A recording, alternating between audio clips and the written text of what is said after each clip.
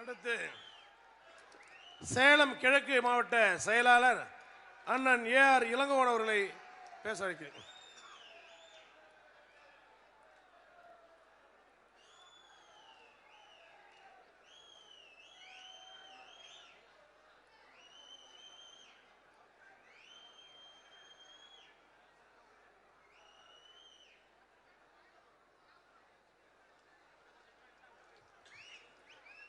வாழ்க தமிழ், வளர்க உலகமெங்கும் வாழ்கின்ற தமிழர்களின் உள்ளங்களிலே நீங்கா இடம்பெற்றிருக்கக்கூடிய தலைவரும், இந்த தமிழகத்தின் மக்கள் நலமாக வாழ வேண்டும் என்பதற்காக அரசியல் களம் கண்ட தலைவரும், லஞ்சத்தையும் ஊழலையும் ஒழிப்பேன் என்று சூளுரைத்த முதல் தலைவரும் நம்முடைய தலைவர். யாராரோ என்ன வேணாலும் சொல்லலாம். இங்கு இருக்கக்கூடிய லட்சக்கணக்கான தொண்டர்களுக்கும் நிர்வாகிகளுக்கும் குருநாதராக விளங்கக்கூடிய தலைவர் கேப்டன் புரட்சி கலைஞர் அவர்களுடைய இந்த இயக்கத்தினுடைய மாநாட்டிற்கு தலைமை பொறுப்பேற்றிருக்கக்கூடிய கழகத்துடைய பொதுச் செயலாளர், திராவிட பெண்மணி, வீரமங்கை, என்ன வேண்டுமென்றாலும் நாங்கள் போற்றுவோம், புகழுவோம். எங்களை தாயாக, அண்ணியாக, வருங்கால சந்ததிக்கு கேப்டன் அவர்களுடைய கொள்கைகளை பறைசாற்றும் மாபெரும் தலைவியாக எங்கள் மத்தியிலே இருக்கக்கூடிய தலைமை பொறுப்பேற்றிருக்கக்கூடிய மரியாதைக்குரிய பொதுச் செயலாளர் அண்ணியார் அவர்களே, தலைமை கழகத்துடைய நிர்வாகிகளே, எதிர்காலம் தேமுதிகவிற்கு எதிர்காலம் என்பதை அடையாளம் காட்டிவிட்டு சென்றாரா தலைவர் என்பது அல்ல. எதிர்காலமே எங்கள் தம்பி விஜய பிரபாகரன் என்ற சூழலைக்கும் நிலையிலே மக்களாலும் தொண்டர்களாலும் ஏற்றுக்கொண்டிருக்கக்கூடிய தம்பி பிரபாகரன் அவர்களே, மரியாதைக்குரிய பொருளாளர், ஏறக்குறைய 15 நாட்களாக சுறுசுறுப்பாக இங்கு இருந்த இந்த மாநாட்டை வெற்றி பெற செய்திருக்கக்கூடிய, உழைத்திருக்கக்கூடிய மரியாதைக்குரிய எல்கேஎஸ் அவர்களே, பார்த்தசாரதி அவர்களே, மற்றும் கொள்கை பரப்பு செயலாளர், அவைத்தலைவர், துணை செயலாளர்களே, அனைவருக்கும் கேப்டன் மூச்சாக, உயிராக அவருடைய கொள்கைகளை தாங்கிக் கொண்டு ஒரு நாள் இந்த இயக்கம் தமிழகத்துடைய ஆட்சி கட்டிலே அமர வைக்கும் வரை ஓய மாட்டோம் என்று சொல்லி இங்கு வந்திருக்கக்கூடிய அத்துணை பேருக்கு என்னுடைய முதல் கண் வணக்கம். காலத்தின் அருமை கருதி 2 செய்தியை மட்டும் சொல்றேன். ஏன்னு கேட்டீங்கன்னா, இன்னைக்கு தமிழ்நாட்டில் 2 பிரச்சனை, பெரிய பிரச்சனை ஓடுது.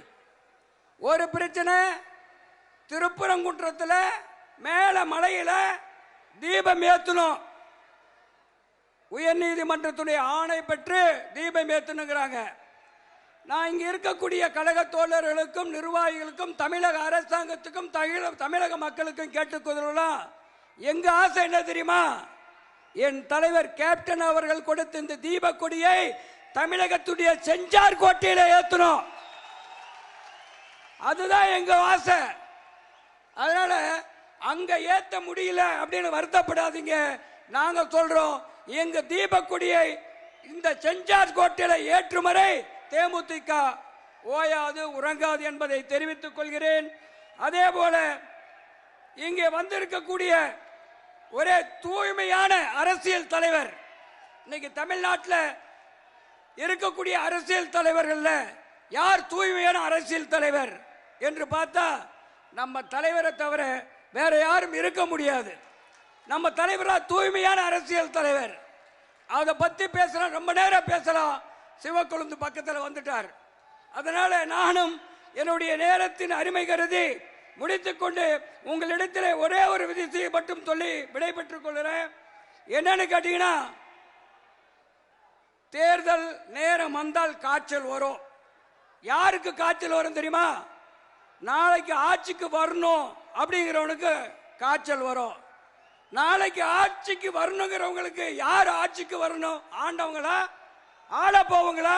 முடிவெடுக்கக்கூடிய அதிகாரத்தை நம் தலைவி அண்ணியார் அவர்களுக்கு நாம் இப்பொழுது கொடுத்திருக்கிறோம். அதனால் நமக்கு அதுல பிரச்சனை இல்லை. ஆனா இந்த கூட்டணி சம்பந்தமா பேசுறதுக்காக இந்த யூடியூப் சேனல் நடத்தக்கூடியவங்கிட்ட சொல்லி எங்க கட்சியை தாழ்வுபடுத்தாதீங்க.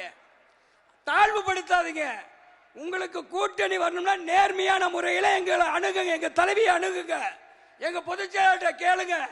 நாங்கள் இந்த கொள்கைகளை, தலைவருடைய கொள்கைகளை, லட்சியங்களை இந்த தமிழ்நாட்டு மக்களுக்கு நாங்கள் நிறைவேற்றுகிறோம், எங்களோடு கூட்டணிக்கு வாருங்கள் என்று அழைப்பு கொடுங்கள்.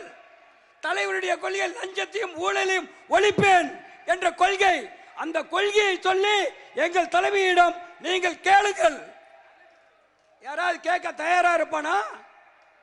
ஆனா சொல்றேன், உறுதியா சொல்றேன், நம் தலைவருடைய லட்சியம் ஒரு நாள் நிறைவேறும். அது எந்த கூட்டணி என்பது பற்றி நமக்கு கவலை இல்லை. ஆனால் தலைவருடைய கொள்கையை, லட்சியத்தை நிறைவேற்றக்கூடிய கூட்டணியை அந்நியார் அவர்கள் அமைப்பார் என்ற நம்பிக்கை நமக்கு இருக்கிறது. அதேபோல் இந்த மாநாடு நடத்திய அனைவருக்கும், சிவக்கொழுந்து உமாநாத் அனைவருக்கும் நன்றியை சொல்லி, நாம் பாதை அந்நியார் காட்டும் பாதை, அந்த பாதையில் எந்த கூட்டணியா இருந்தாலும் அந்த கூட்டணியை நாம் ஏற்று உழைப்போம், நிச்சயமாக ஆட்சி அதிகாரத்துக்கு வருவோம் என்று சொல்லி விடைபெற்றுக் கொள்கிறேன். வாழ்க தமிழ், வளர்க புரட்சி கலைஞர் புகழ் என்று கூறி விடைபெறுகிறேன். நன்றி, வணக்கம்.